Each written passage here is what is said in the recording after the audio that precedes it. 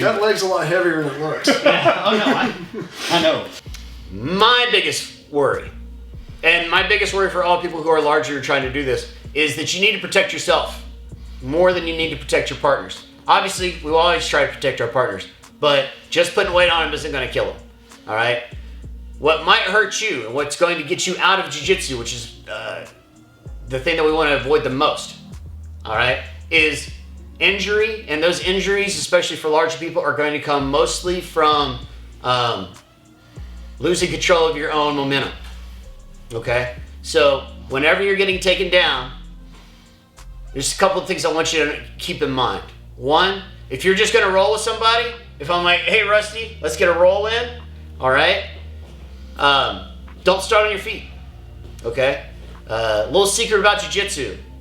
We steal all the takedowns from other types of martial arts. The jiu-jitsu itself happens when you're on the ground, all right?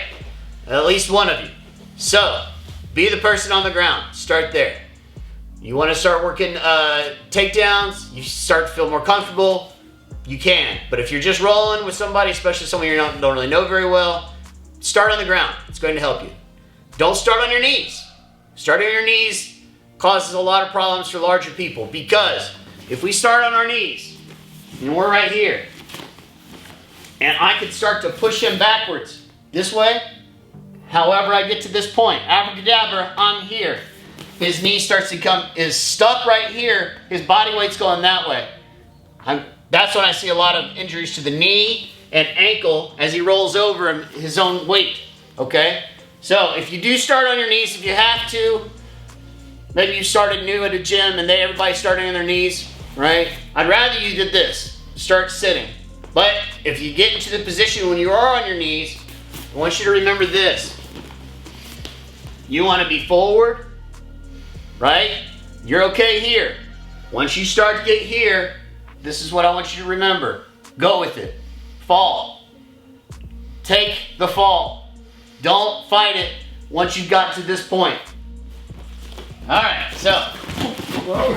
See? It's hard not to. All right, that's when the knees and the ankles get into trouble. You're going to have to give up position a little bit more as you begin if you're a larger person than someone who is able to get their legs out from underneath them much easier. All right, so again, don't even start like this. If you have the option, don't. If you get to this position inside of a scramble, have your hips underneath you coming forward more. All right, don't allow your hips to get under you and then you're pinning your own legs down. Once you're here, all I have to do is move your right there. And that's when you're gonna start finding knee injuries, ankle injuries. All right, so this is good, engaged, kind of leaning forward with it, that's fine. But the second you start to feel yourself tip back, let it go.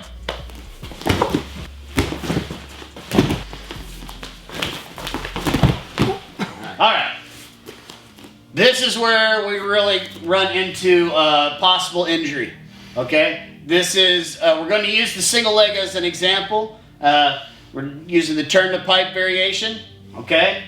This same idea should be throughout all of your takedowns. If you are in a takedown heavy gym, I personally don't do them a lot in the beginning, and I will work our way up to it. But, and that's weird because I have a wrestling background, which is all about takedowns. But I don't.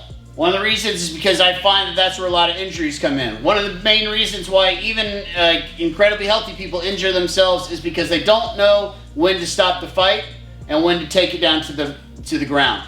All right? If you're a larger person, you need to be giving this up as soon as possible. Because here's what happens. Right here, Rusty feels pretty strong. And Joel feels pretty weak. Rusty's got a large leg, he's got a lot of weight on it, right? But here's the thing, with a larger individual, you have a much more sensitive tipping point. You're going to be stronger on one side of it, but then when you hit it and you get to the next side of it, that's when it works against you. The larger they are, the harder they fall. This is where it comes in, okay? So right here, Rusty feels pretty safe. Joel feels like he's got a lot to do, but the second he goes up, so pick up his leg, right about here, if Joel were to have kept that momentum, even though he feels like he might still could, this is where he feels like he needs to start fighting. Later on, you get a couple years in, you get a couple months in, you start to learn how to sprawl, start to learn how to fight. Good. For a beginner, for a white belt, the second you feel this, the second you feel like you are beginning to get off balance, give it up. All right? Start looking for your takedown. It's very important. You're going to want to practice break falling. The most important thing is this. Naturally, you're going to want to reach the ground with this. And this is the first thing that touches it. That's what you naturally want to do. You need not to do that. This is the last thing that touches. If you reach for the ground, you'll break your arm. So, as you're falling, think about hitting your hip first, your thigh. Go down to the side that way and slap the mat. Tuck the chin. All right? Most important aspect is this point right here. You still feel like you want to fight, and maybe later on you will. But for right now, to get better and to keep you coming into the gym every week, you need not to get injured. This is how we don't get injured. He's got this. Let him have it. All right? So let's run. We're going to run the whole thing, and I want you to see how you should be reacting. So. Isometric exercise right there. You guys did a great job. I didn't know you were hurting. You're in the work. I always thought about it. I feel fine. I don't know. I can use the water, I guess, maybe. That leg's a lot heavier than it looks. Yeah. Oh, no. I know. All right. All right. Joel comes in, grabs the leg, picks it up. Go. Boom. You need to give up the takedown. All right? It's the tipping point of balance. When your balance goes to the point where you feel like you have to start fighting for it, don't. All right? You'll learn that later. We need you to keep coming to the gym. That's what you need to do too. All right? So, in this situation, again, he's fine here, he's fine here, he's fine here. I feel like I'm in a bad position, and you will learn. If he puts his weight on me, puts an overhook in, he can do it. This is not the type of takedown I would usually use on Rusty. All right? But the good news is that if I do keep it going, once I get him about right here, and I get that leg up, right? This is not where he needs to fight. He needs to understand, and you need to understand, this is where we've lost. Just take the takedown. All right? Save your knees, save your arms. Come back next week. We're working guard. You'll be a much better position. All right, so fine. Go with it.